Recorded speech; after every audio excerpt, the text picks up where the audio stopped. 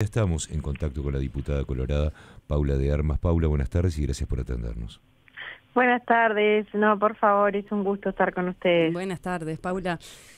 Buenas tardes. Estábamos presentando un poco el tema antes de ir a la pausa y nos parecía importante ir un poquito para atrás para hablar del tema salud mental y ver un poco Sí. cuál es la situación actual y lo que se está debatiendo en el Parlamento con respecto al presupuesto sobre esto. Retrotraernos al tema de la ley de salud mental que se aprobó en el 2017, que marcaba este año, el 2025, como el año del cierre de los centros monovalentes, ¿no? Sí. Que a partir Bueno, de que no se cumple eso, se empieza como a... Porque es imposible pretender que esto ocurra este año, pero empiezan como a reconfigurarse distintas cosas, ¿no? Con respecto a lo que tiene que ver con la atención en centros de salud mental. sí, Valeria, tal cual como estás diciendo, esto, el plazo que se establece en la ley, que como bien dijiste es del año 2017, en realidad tiene que ver con el plazo que se había establecido para el cierre de los centros monovalentes y asilares, ¿no? Que siempre para que la gente de la audiencia entienda qué es el Vilar de Bo, lo que hoy seremos, que antes era la ex colonia Chepare y demás, ¿no? Uh-huh. Imagínate que si estamos hablando de 2017, la cantidad de años que hace que ya se veía la necesidad de hacer una transformación en cuanto a estos centros, y sin embargo estamos en 2025 y se mantienen en las mismas condiciones o peor. Obviamente es una advertencia, en lo personal estoy trabajando el tema hace años, pero también quienes estamos, muchos de nosotros involucrados, es porque tienen un amor por la profesión de lo que es la salud y la medicina, ¿no? Y también otros, como en mi caso, que fuimos familiares de pacientes, como lo que nos tocó vivir tanto a mí como a mi familia, que tuve un tío con una esquizofrenia muy grave, ¿no? Uh-huh. Entonces uno genera... esa empatía o logra entender lo que pueden llegar a estar pasando tanto los pacientes como sus familias, ¿no? Porque acá no es solamente el paciente, sino además sus vínculos, su núcleo duro, que es el que contiene, y hay muchos que no lo tienen, ¿no? Que están muy solos también. Sí, Entonces, ese sentido de la responsabilidad de que hay que hacer algo urgente con esto.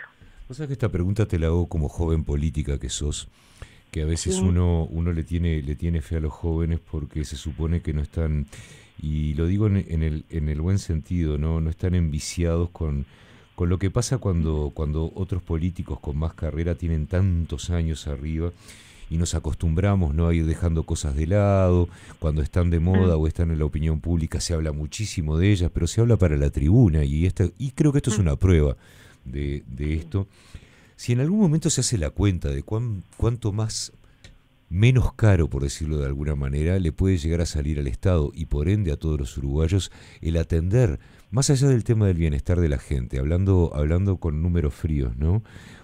¿Cuánto menos caro le puede llegar a costar al Estado y a la gente el poder atender también todos estos temas de la forma que hay que atenderlos y también en las condiciones en las que hay que atenderlos?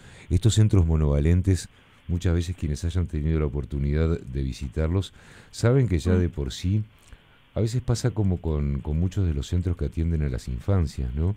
Vos decís, ¿y acá me van a dejar? ¿No?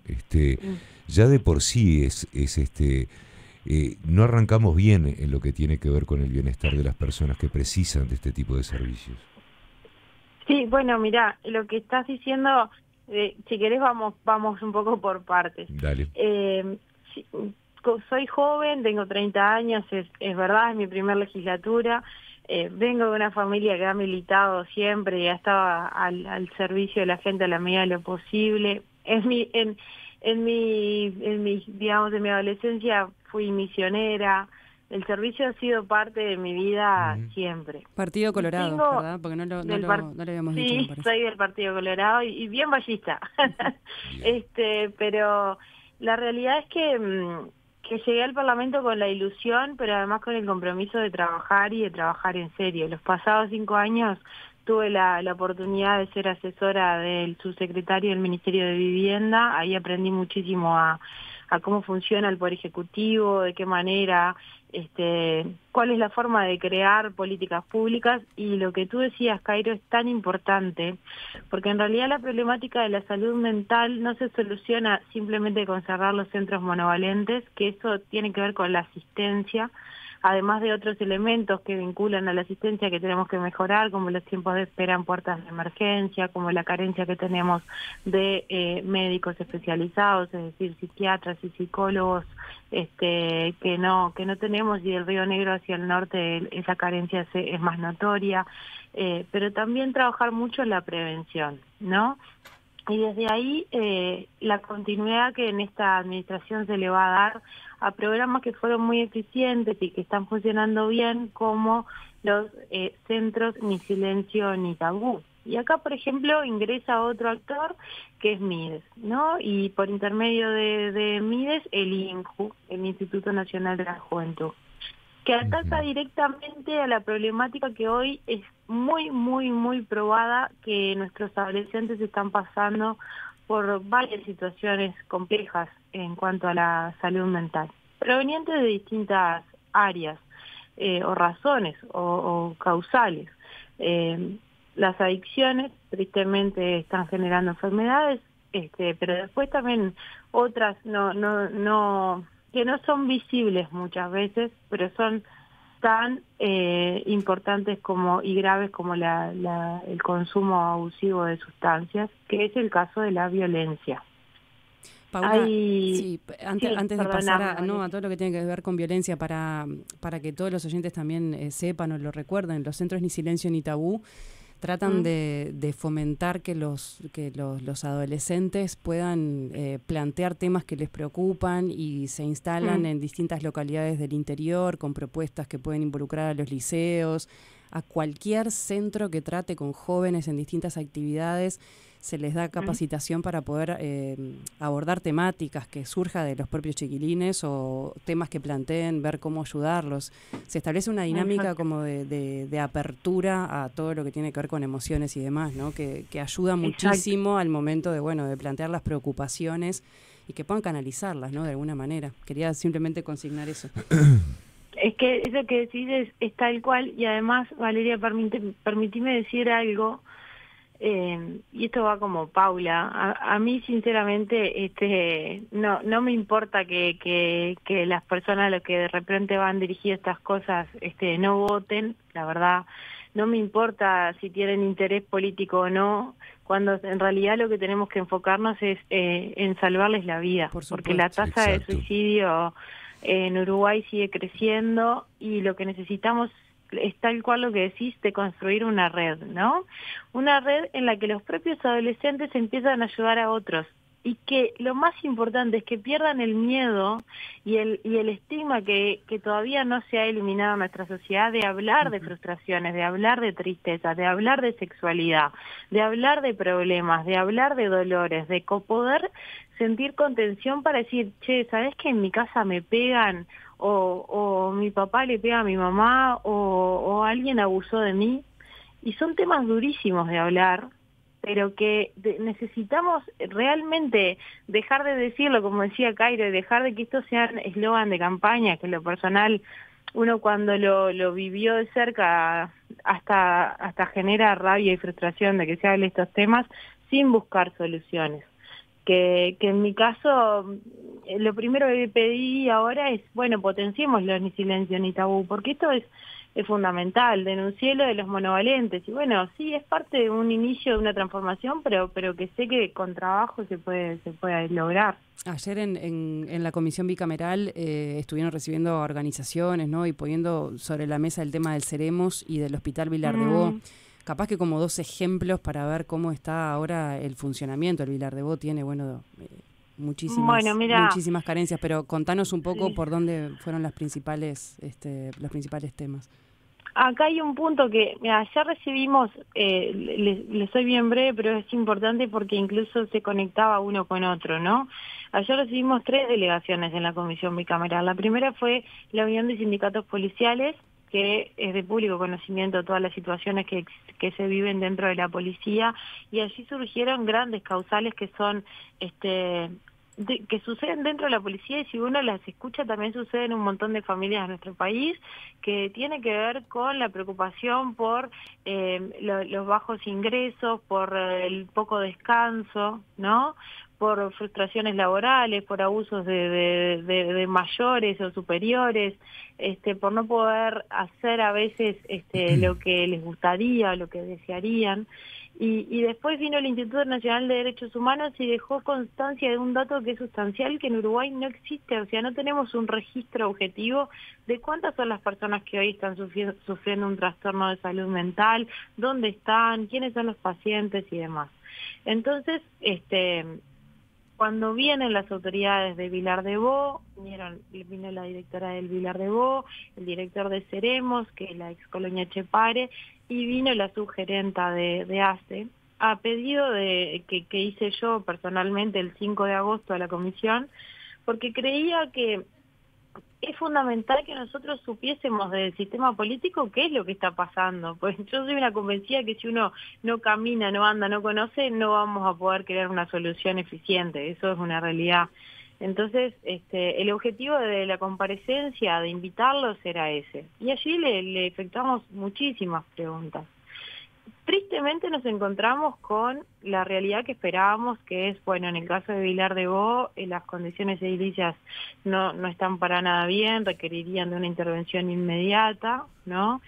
Hay 2 salas que están inhabilitadas porque tienen peligro de derrumbe. Después, en lo que respecta a las camas, están también terciarizando algunos centros privados. En lo que respecta a la atención en emergencia, estamos en 5 días en el caso de los hombres y hasta 3 días en el caso de las mujeres, en algunas oportunidades en espera, ¿no?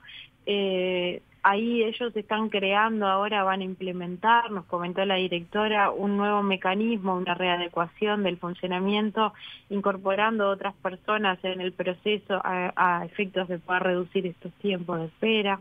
Después de lo que es Ceremos, desde el año 2016 no tiene ningún ingreso, por ley, no hay ingresos, pero aún allí viven 400 personas, 400 usuarios, ¿no?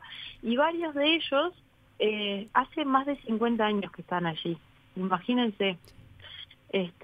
Sí, lo que pasa... y bueno, después el resto de las cuestiones que son complejas, que en lo personal me preocupan mucho, que es en qué condiciones están los funcionarios, ¿no? ¿Cómo están los funcionarios de estos centros? ¿Están trabajando con todas las herramientas? ¿Tienen todas las garantías que merecen? En este proceso que vamos a hacer de reestructuración del sistema y de la creación de nuevos centros que sean mucho más amenos para el paciente, pero que también tienen que ser garantistas para los funcionarios, se les está contemplando, se les está dando tranquilidad en ese sentido. Esas fueron algunas de las preguntas que nos quedaron sin responder por una cuestión de tiempos, pero quedaron en enviarnos las respuestas escritas, pero me parece también muy importante saber esas cosas, ¿no? Paula, uno escuchándote hablar y utilizando un poco el sentido común... Jairo, perdóname, pero no se me entrecorta. Tranquila, no sé si te lo pregunto de vuelta. me escuchan a mí. Y ahora, sí, nosotros te escuchamos perfecto. ¿Tú ahora me escuchas bien? No los escucho bien. Bueno, hacemos una cosa, te volvemos a llamar, Sí. Nos das un minuto y te volvemos a llamar, por favor. Sí, hay una cosa que estaba planteando Paula de Armas, estamos hablando con la diputada del Partido Colorado, que está, hincándole el diente a estos temas sí. de salud mental. Ella planteaba que en la ex colonia Etxepare, en el Ceremos, hay unas 400 personas, 400 pacientes, de los cuales, ella decía el ejemplo, hay muchos que hace 50 años que están...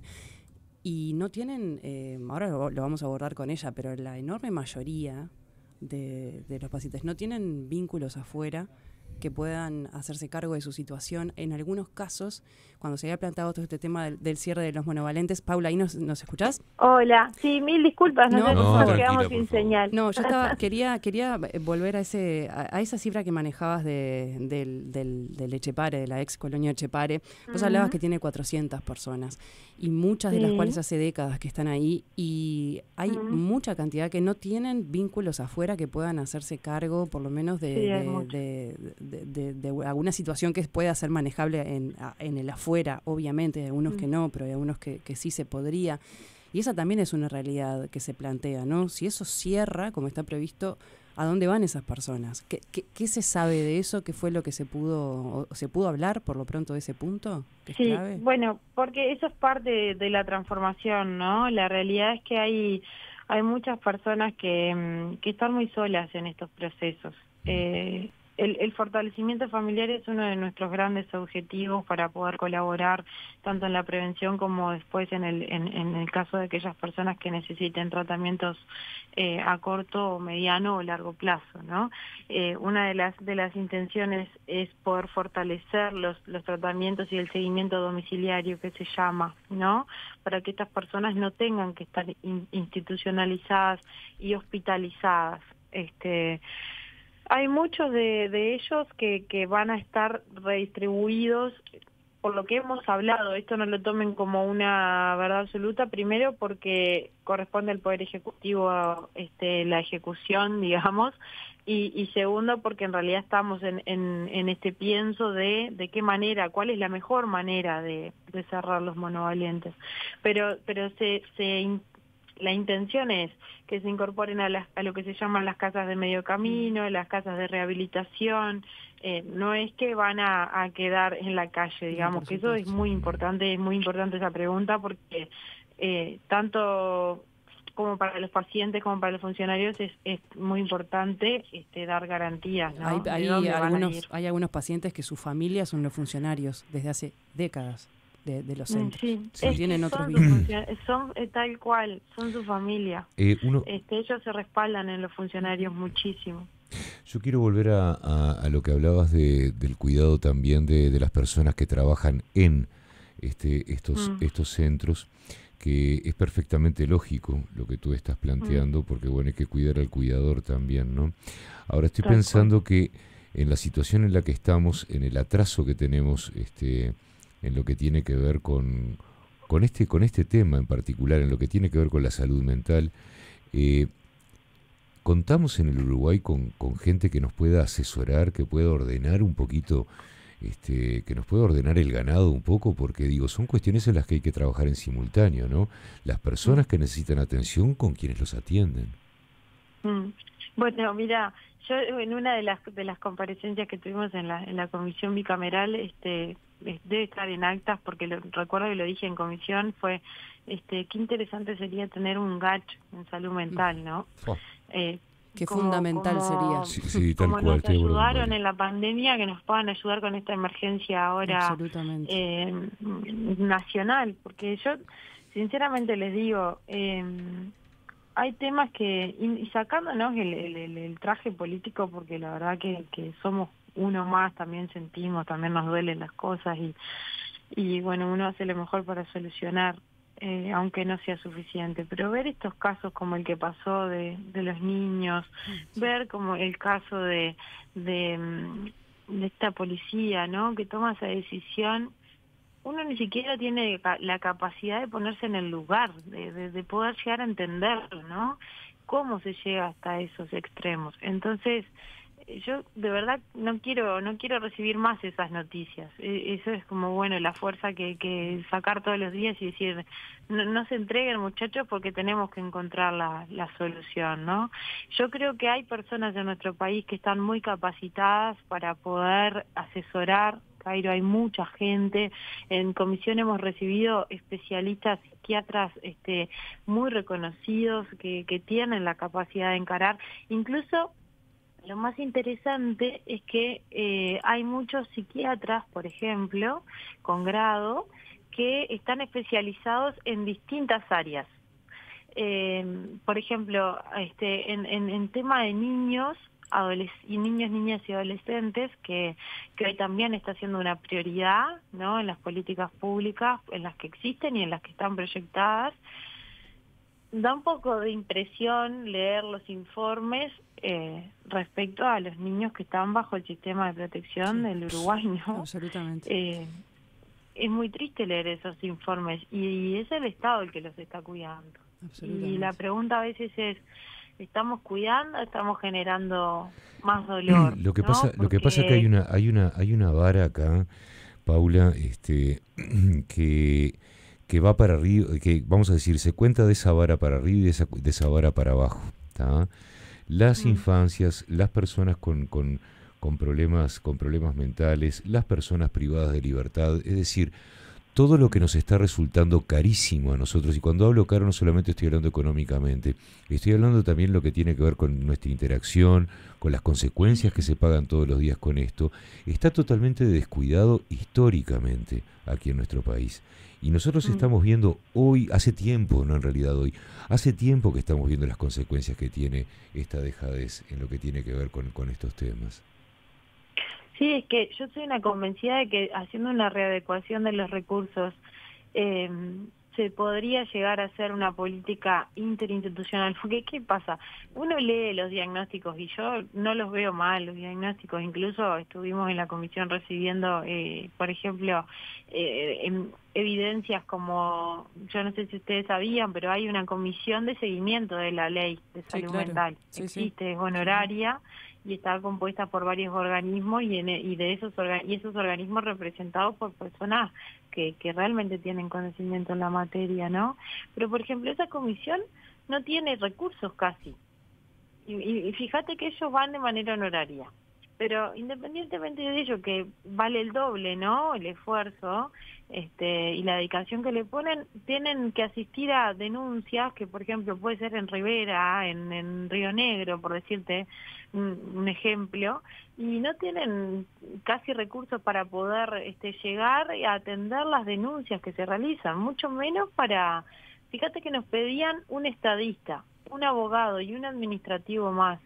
Es lo que te está pidiendo la comisión para ser eficiente y poder unir todos esos datos, se termina tener un mejor rendimiento. Se termina perdiendo el sentido de la comisión. Claro, y no puede ser que no funcione porque no tenga un estadista que pueda decirte, bueno, yo qué sé, tal trastorno está predominando más que el otro, ¿no? O esto está sucediendo más por estos motivos, estas causales se están viendo más. ¿Cómo hacen una evaluación eficiente? ¿Cómo crean? Ellos nos decían, por ejemplo, nosotros no sabemos cómo hacer un gráfico, un cuadro, ¿no? Cómo plasmar lo que sabemos que está pasando en un informe técnico específico de eso, ¿no? De evaluación. Y parece increíble que a veces vemos también otras noticias que la política un poco se ha desvirtuado, ¿no?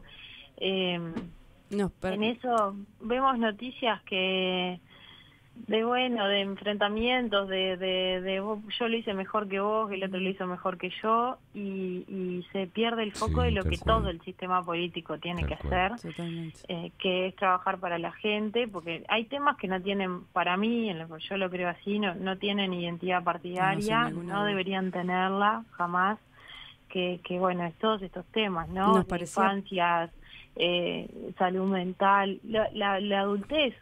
Hay muchos viejitos en nuestro país también que están muy solos, ¿no? Supuesto. Y que también sufren de depresión y de enfermedades de salud mental y son totalmente invisibles al sistema, ¿no? Sí, por eso nos parecía importante, Paula, poder tener esta comunicación con vos para entrar un poco más en detalle a lo que estaba pasando, porque si no queda todo con la discusión de presupuesto, no alcanza, sí o no, pero ver un poco qué era lo que estaba pasando y poder seguirlo también de cerca para...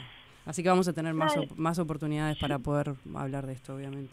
Yo les agradezco, lo del presupuesto yo también estoy yendo todos los días, si bien no soy miembro titular, soy delegada en presupuesto, pero también es el sentido de la responsabilidad, ¿no? De qué vamos a votar, no es levantar la mano por levantarla, ¿no?